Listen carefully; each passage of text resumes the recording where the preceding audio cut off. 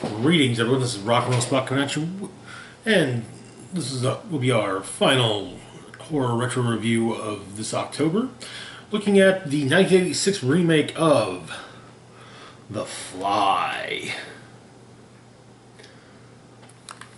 David Cronenberg's remake of the 1958 Vincent Price film of the same name.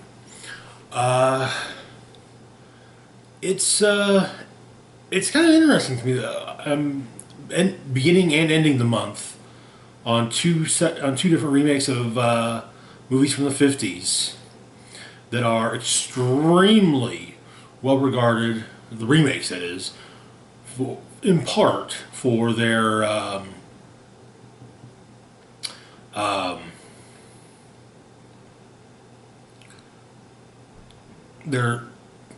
creature effects, The Thing and The Fly. Now, some differences. Directors, makeup crews, also levels of success. Whereas Carpenter's The Thing was actually not that had to find its audience on home video. Cronenberg's The Fly found its audience very quickly and was one of the more successful films of 1986, to the point where it actually did win a few awards. It even got a Best Makeup Academy Award, though sadly Jeff Goldblum did not receive a nomination for his performance as Seth Brundle. And speaking of the cast of The Fly, here is The Fly's cast of note. We have, of course, Jeff Goldblum as Seth Brundle, a brilliant eccentric scientist who has figured out at least the beginnings of teleportation. He begins turning into a human-fly hybrid, however, after a simple accident while testing the process.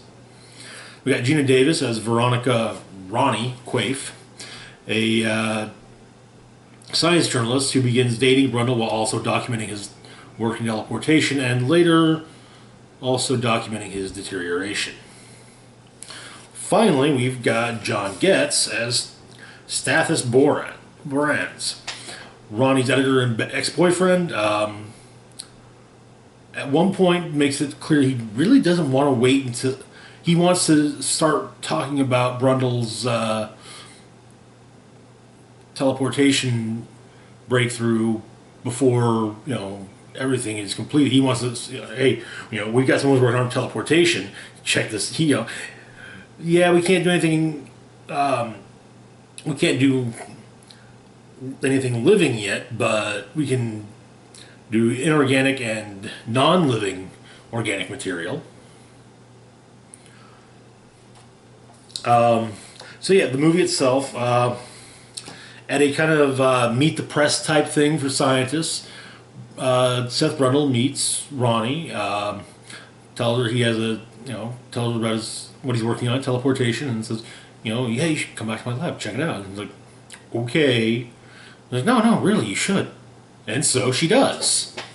And he does some teleport, shows off the pod. Now his teleportation system is basically pods. In some ways, it's actually kind of similar to the transporters, similar, and I would say a clunkier, or potentially speaking, earlier version of the transporters from Star Trek. But the basic idea is you have telepods, and a person goes into one telepod and then is teleported into the other one. Currently, there are 2 telepods, though. So, yeah.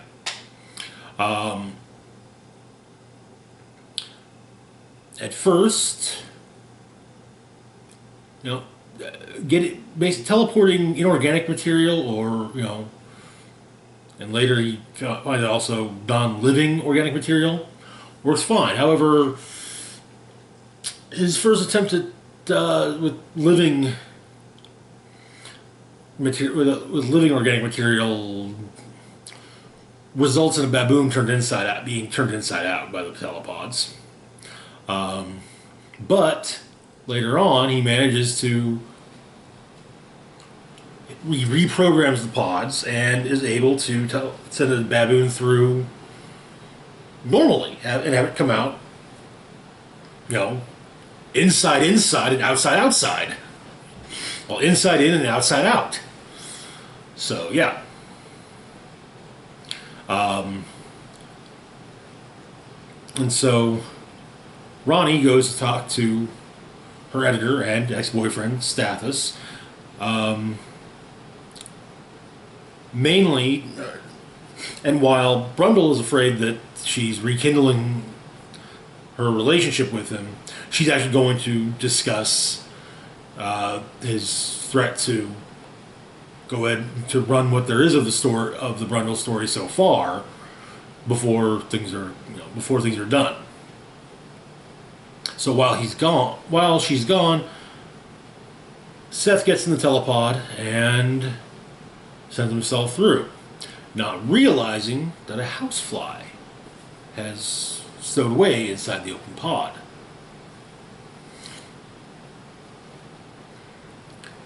And he comes back. He's teleported, and after she comes back, and says, "Yeah, I did it." And suddenly he's stronger, more agile, more virile. Figures out what must be, it must be a side effect of the teleportation. It must have, cleansed my body of all of the contaminants.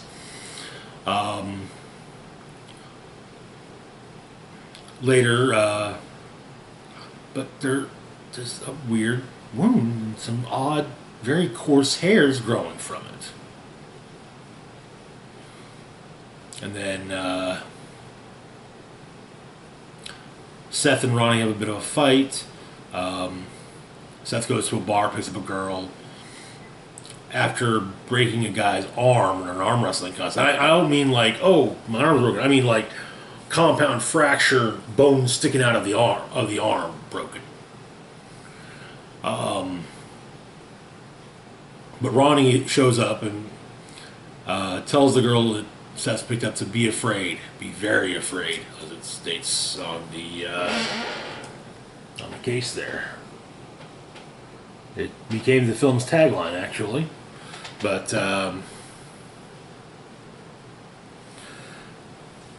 Brundle's done some research and realizes and discovers that there was a fly in the telepod when he teleported, and that's what's happening to him. And so Ronnie now begins documenting his deterioration, including things like, when Brundle now calling himself Brundle Fly, as he's come to accept he is both Seth Brundle and a mutated housefly, coming to grips with the fact that he can't eat solid food the way he used to. In fact, now he eats the way a fly would eat. This is actually one of the more brilliant moments in the film because what you see is him basically vomiting a digestive enzyme onto the food. Or you see that he vomits a digestive enzyme. You hear him vomit it up, then you hear him slurp it up you hear both via video, but you don't see it. And so you simply have to, see Stathis's reaction to it, and he's just, yeah. It's just one of those brilliant moments where, not seeing it is even worse. But turns out though that Ronnie's pregnant by Seth. And she wants an abortion because she's afraid that it happened after the teleportation accident. And so there's a distinct possibility that the baby is part fly as well as part human. When Seth finds out that she's pregnant, though, he also tries on multiple occasions to force her into the teleportation chamber, but she refuses. But after discovering that she's pregnant, he decides that they're going to make them. He's going to use the telepods to turn them into the ultimate family unit. Brundlefly, Ronnie, and their child all fused together in one entity. No, that doesn't sound gross at all. But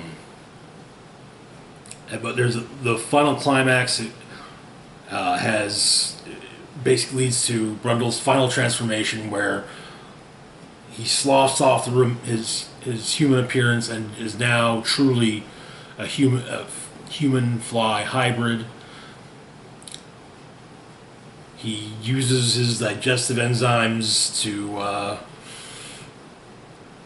make sure that Stathis is not, or to neutralize the threat of Stathis.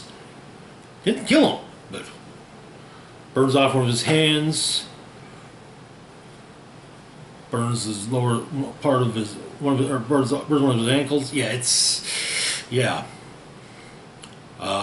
gonna try and teleport him together, but Stathis has brought a shotgun, and he manages to save Ronnie. Ronnie gets out of the telepod, and when Brundlefly realizes what's happening, he begins to go after her, but as the process begins, and so he ends up teleporting with the door to the telepod and merging with it, and in the end,